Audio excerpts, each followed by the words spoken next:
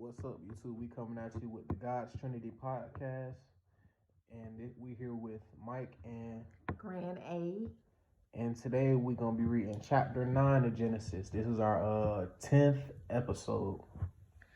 For it is written in chapter 9, verse 1, And God blessed Noah and his sons, and said unto them, Be fruitful, and multiply, and replenish the earth. And the fear of you and the dread of you shall be upon every beast of the earth, and upon every fowl of the air, upon all that moveth upon the earth, and upon all the fishes of the sea. Into your hand are they delivered. You want to talk about that? Let me hear your thoughts on it first. Well, they're on the earth now. They've been let off the ark, and the Lord is blessing. This is a blessing. Be fruitful and multiply and replenish the earth. So that's for Noah and his sons. Yep. So that more people can be on the earth. And it said, the fear of you and the dread of you shall be upon every beast of the earth, and upon every fowl of the air, upon all that moveth upon the earth, and upon all the fishes of the sea. Into your hand are they delivered. Meaning that they have dominion over all of that. Yeah, it sounded like the beginning when he had first created man. Don't you know when he said, "Be fruitful and multiply"? That was stated again, wasn't it? Now this is the second. It was stated with Adam and Eve after they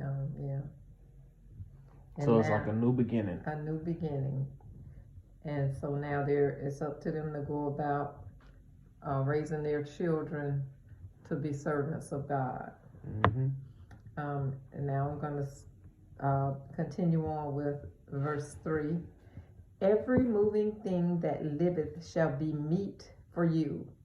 Even as the green herb have I given you all things.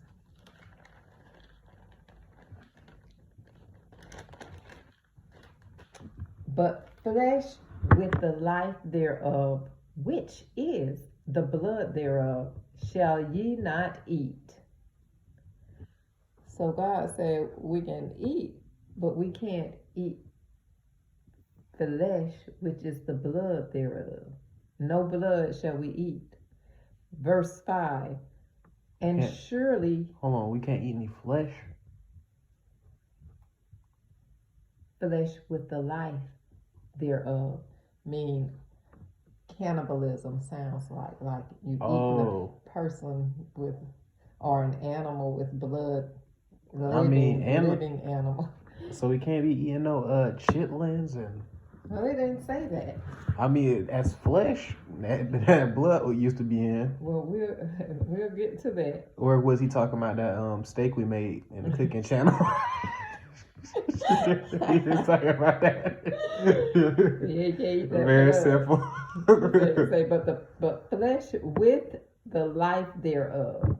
You can't eat flesh with life, meaning don't just pick up a bird and start eating. Chew his head off. I remember this like have you seen the Noah movie? No. Yeah, I had seen it. It was pretty good. Like one of the people, because they elongated the story, made it real entertaining. One of the people that was on the other side that was messing with Noah and them, one had picked up a bird and just bit off the head raw. Oh wow, that was sickening. Well, so I think God had seen that specifically and said no. Oh wow. Verse 5. And surely your blood of your lives will I require. At the hand of every beast will I require it. And at the hand of man, at the hand of every man's brother will I require the life of man. Whoso sheddeth man's blood, by man shall his blood be shed. For in the image of God made he man. Now, I'm kind of confused. I'm going to go back and read. Read it again. Yeah. All right. Verse 5 in chapter 9. And surely your blood of your lives will I require. At the hand of every beast will I require it. Okay. So I guess if the beast take a man's life, God will require his life. Yeah. That's what it sounds like right there. Mm-hmm. Okay, now I'm going to read further in the same verse. And at the hand of man, at the hand of every man's brother will I require the life of man. So that means if a man kill a man, God is going to require his life. Because he don't intend for us to kill one another. Nope. That's what that's saying. Okay, and I understand that. Okay, verse 6. Whoso sheddeth man's blood, by man shall his blood be shed. There it is, saying it again. For in the image of God made he man. So God is saying that if I kill you and you're in his image, he said he created us in his image. So all of us are in his image. So if I kill you, I'm killing him. That's deep. Yeah. He's saying that right there. Whoso sheddeth man's blood, by man shall his blood be shed. For in the image of God made he man. And people around here killing God like nothing. Yep. Because he said he made us in his image. And if he made us in his image, he's saying that we are him. We are him. Mm-hmm. Or how did you read that? Yeah, basically the same way. Just he don't want us on the earth killing each other, and we was made inside his his perfect image. So with that being said, like we should act accordingly. Yeah, I think that it's like him sanctifying the Sabbath. You know. Mm-hmm. It's like he made us in his image. That means something. That we are somebody. We are a being from perfection. Even though we're not perfect, we are the image of perfection. Wow. Yeah. But why we don't know this? Because people these days don't know who God is. They running around calling themselves atheists and stuff. And not reading the Bible, not taking the time to get to know God. Yeah. And who Jesus is. Okay, I'm going to pick up at 7. I left off at 6. And you, be ye fruitful and multiply, bring forth abundantly in the earth, and multiply therein. And God spake unto Noah and to his sons with him, saying, And I, behold, I establish my covenant with you, and with your seed after you, and with every living creature that is with you, of the fowl of the cattle, and of every beast of the earth with you, from all that go out of the ark to every beast of the earth. And I will establish my covenant with you. Neither shall all flesh be cut off any more by the waters of a flood, neither shall there any more be a flood to destroy the earth. And God said, This is the token of the covenant which I make between me and you, and every living creature that is with you, for perpetual generations. I do set my bow in the cloud, and it shall be for a token of a covenant between me and the earth. So what does that verse mean? That's verse 13. What does that mean to you? I do set my bow in the cloud, and it shall be for a token of a covenant between me and the earth. Um, I'm not sure. The rainbow. When he say the bow, that's the rainbow. Oh. To remind him that he will not flood the earth again. Yep. As he did with Noah and kill off every living creature on the earth. But he will set it afire. That is mandatory. Well. We got to kill off that sin off this earth. That's what we got to. And then after the fire, it's gonna be ice. Yeah. Let's keep on going. Okay, in verse 4, it reads, "And it shall come to pass when I bring a cloud over the earth, that the bow shall be seen in the cloud. And I will remember my covenant, which is between me and you, and every living creature of all flesh. And the water shall no more become a flood to destroy all flesh. And the bow shall be in the cloud, and I will look upon it, that I may remember the everlasting covenant between God and every living creature of all flesh that is upon the earth. And God said unto Noah, This is the token of the covenant, which I have established between me and all flesh that is upon the earth. And the sons of Noah that went forth of the ark were Shem, Ham, and Japheth. And Ham is the father of Canaan. These are the 3 sons of Noah, and of them was the whole earth overspread.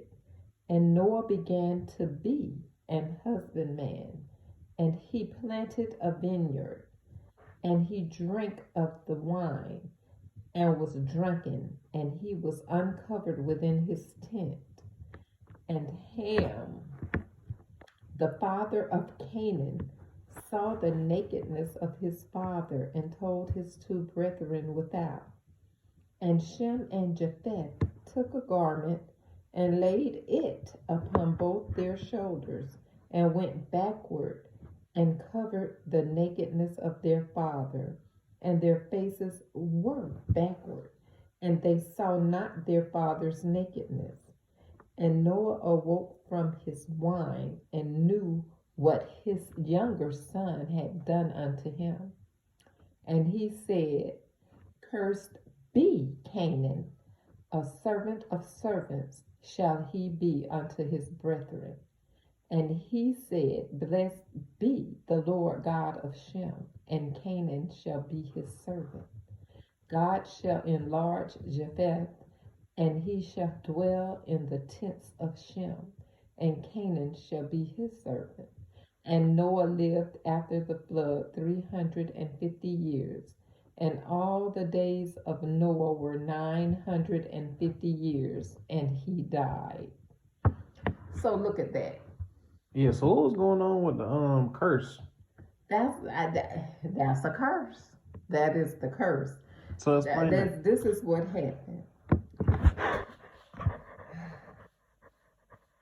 Ham is the youngest of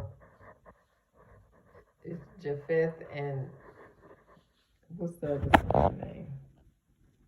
I just read it. I should know his name. Ham, Japheth, and Shem and Japheth. Ham is the youngest. What happened was Noah had a vineyard. He planted What's a vineyard?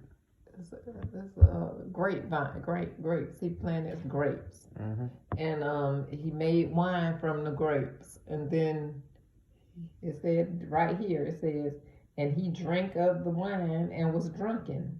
Oh yeah, that Jack Daniels. And he was uncovered within his tent. So apparently, after he got drunken, he went in there and take off all his clothes and just passed out on this little cot or whatever. Yeah. and we'll call it a bed. And and Ham happened to go in there. And when he went in there, he saw him naked, and he came out, and I guess he told his brothers. It didn't say. I've heard the rendition of him going out laughing at his dad, saying he's in there drunk and naked. That's what he did. That's what they said. Yeah. That ain't what this said. So I'm not reading into it. It's just what it said. Yeah. But then his big brothers, I guess they didn't find it funny. They took a blanket and they went backwards into the tent and covered their dad. Yeah. And then walked out. So I don't know why Ham would go into his father's tent and in the first place without calling out to him first. And if he don't answer, you go on about your business, I'm thinking. But anyway, it is what it is. It was what it was. So he went and he told the brothers about the father being passed out and naked. Yeah. And them being older and more mature, they took the blanket and went backwards and covered their dad, and then came back. And then Noah woke up. When Noah woke up, he knew that the youngest son had came in there, because I guess he was in a slight sleep. When you pass out, you might not be completely passed out. He finna doze out, and he had seen him. Yeah, maybe, I don't know. Maybe God showed him. He was playing sleep. Or maybe God showed him that that's what happened, and he cursed Ham to be the servants of Shem and Japheth, and that's a harsh curse, I tell you. That's what there was something a little small, if I'm being honest. Yeah, I don't know. How you feel? You would have had cursed your kid if he had did that, he or she. Well, you are cursed. All I gotta say is, don't be, you knock on the door. Knock on the door. And then most of the time, people these days, they still don't know how to knock. Exactly. You not always knock. You don't want to go and just barge in and like what? And be surprised or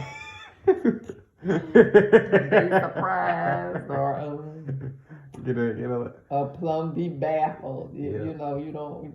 This is in today's world and in that world, you want to be considerate of others. That's an example of consideration.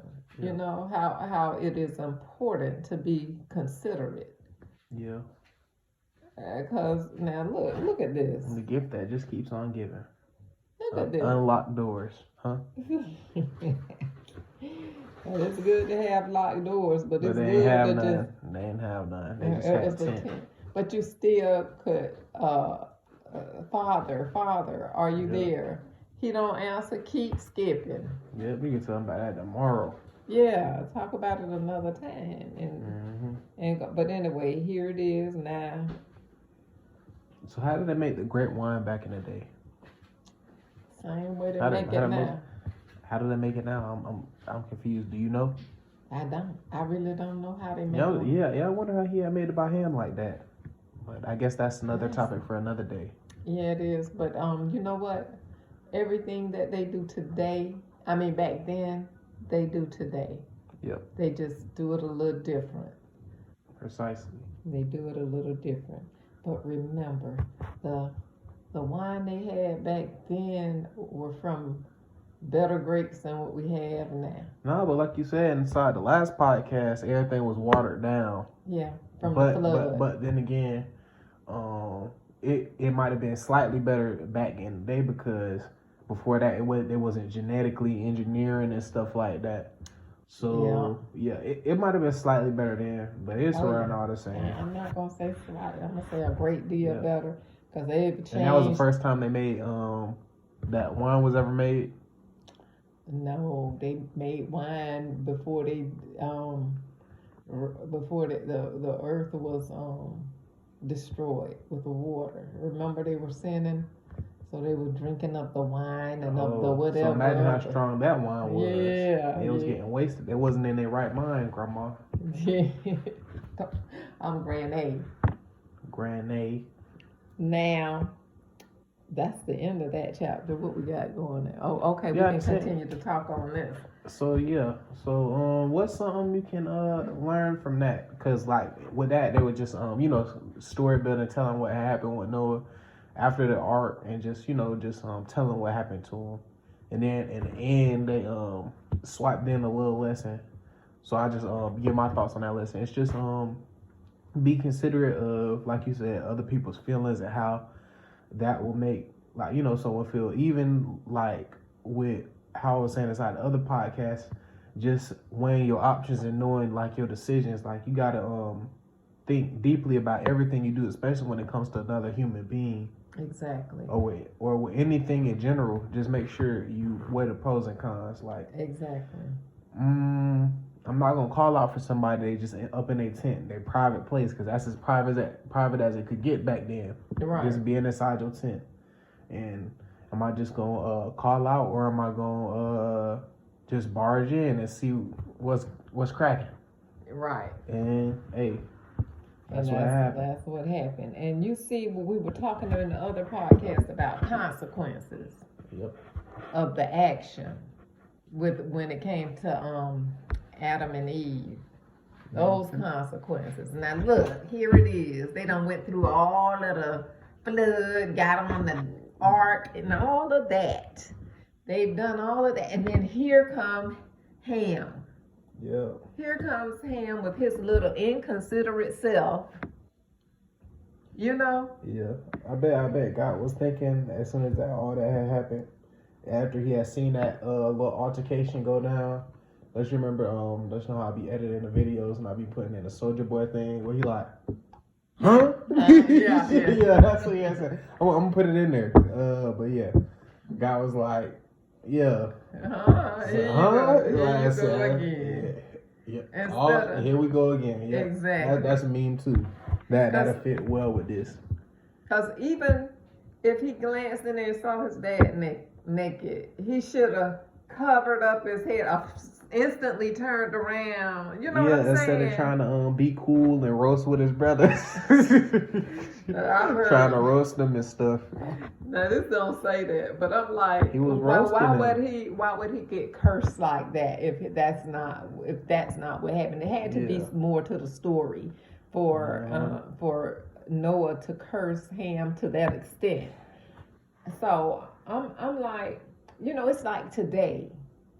People sit up and talk about people and make them feel bad, like on everywhere. on the internet and in school, tweets everywhere. Young folk in school and grown folk, everybody. And like I said, for the cool points, they'll chop somebody up real fast for them cool points. Yep, and it's sad because we're not supposed to tear each other down. We're supposed to build each other up, encourage one another. Yep. And we cannot do that if we're always having something negative and bad to say. Because it's more stable if you build yourself up on just yourself entirely, not having that to do with anything else or anything external. All that should be internal. But if you're just going around doing that, you got to constantly do that and constantly validate yourself and boost yourself up. Like, you can't just stop one day because then you're going to feel like, dang, I need, Mm-hmm. So that's why it's better to just build yourself up when it comes to just talking to God, following your purpose. Stuff like that is what fills you up, and you won't have a need to do none of that if you just follow your purpose with God and build a relationship. He going to start that within you off the top, but people don't know that. Because like we said, we're going to keep on hammering this in. People don't know the 10 Commandments. People don't spread them. None of that. Exactly. You got to teach your children the 10 Commandments. You got to learn the 10 Commandments in order to teach your children the 10 Commandments. And then speaking of that, when it comes to, situations like that where people be just talking trash and stuff like that, half of that stuff because not only just because not reading the 10 Commandments, but because of what they see at the house. Right. They see somebody cursing at the fool at the house. What you think they're gonna do when they go to school or public events or anywhere. The same thing. So just on top of that, the parents not knowing how to act, right, and not knowing the Ten Commandments, like yeah, it's it's a a vicious combo. cycle. Yep, for sure. Vicious cycle. Okay, and if that cycle ain't stopped, that it's just gonna keep on going. And now where we is today. And what people don't understand is God is a forgiving God. We can stop at any time. Yep. We can stop at any time. Just pray, ask the Lord to take that evil from your thoughts and from your tongue and heart, and He will do that.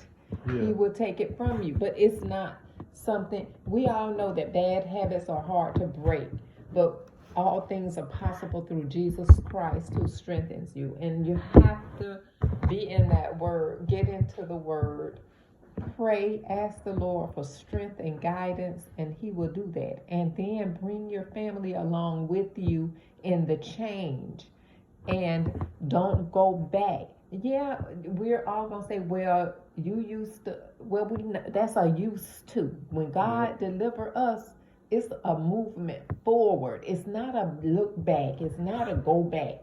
It's a forward march. It's everything is being built from the moment you decide to walk in righteousness. God has forgiven all of that past stuff. Man are the only ones who don't forgive. God forgives and He don't go back. So our knowledge is what strengthens us. Even though some men may not forgive, know that God, when God forgive, He forgive all. And He said, I forgive you, sin no more. Go forward and sin no more. Long as you go forward and sin no more, you're no longer a sinner. There are so many testaments of that in this Bible. Choose Christ and He will move you forward, and you don't have to worry about what you used to do, because now you're brand new. Yeah, and on top of that, just what you was talking about on moving forward, it's an analogy like you driving. You're not gonna constantly be looking in the rearview mirror to drive, because then you're gonna crash out. But if you look at forward and into the future, you can you can drive accordingly, and that go along with real life. You can't, if you're not looking at what's in front of you, it's no way you're gonna be able to prepare for the future. Because let's say that you keep on looking back, something else bad gonna happen. And then you're gonna have that to look back on, and like you said, that's just a vicious cycle. It just keep on going. So you need to learn to move past actions and mistakes, because all that's in the past. It's history. It's over. Exactly. Only way that can keep on happening and it lives through you is if you keep on thinking about it. Exactly. So as long as you set your mind forward to the future and keep on, working and doing whatever you need to do, you fine. Exactly, because God say, I forgive you of all your sins. God sent Jesus Christ to die for our sins, and we weren't even created yet. So here we are today, not understanding the word and how Christ worked, and that He's a forgiving God, full of grace. All we have to do is choose Him and walk with Him daily. And like I said, once you choose Him and walk with Him, everything you forgive. Once we forgive one another and move forward together in righteousness, then all that stuff in the past is in the past. Yep. All that we have to build on is this word and the Lord and His guidance, and being obedient to this word. Yeah, and on top of that, on top of what you were saying, just you gotta be careful, because like when you asking God to forgive you, you gotta be wholehearted with it. You can't just be saying, "Oh, I did that, and I did it the day before that, and the day before that, and then I just did it again. God forgive me." You gotta actually be God coming to forgive the merciful. You actually gotta be, you know what I'm saying? Where you have to be sincere. Yeah, sincere about what you're saying, because you don't think God know if you being sincere or not, because He know already you're gonna do it again and again and again. The least you can do is actually be sincere with, I see I did something wrong, and I ask for your forgiveness again, but I'm going, I'm gonna keep on until I get it right. And you gotta actually make some progress. Exactly. Ask for strength daily. Exactly. To walk in the Lord's righteousness. You have to. And then you have to be intentional about it. You have to have intent on not doing the wrong thing. You have to have intent on being righteous. Yeah. You know what I'm intentional about? What's that? Ending the podcast at 30 minutes. So this is the God's Trinity podcast. Make sure y'all like, comment, and subscribe, and tell us what you want to hear more of, some different topics that we can talk about, or even just say anything. Amen. Say anything that you got to. Tell us what you liked about the podcast. This is Mike signing out and Grand A.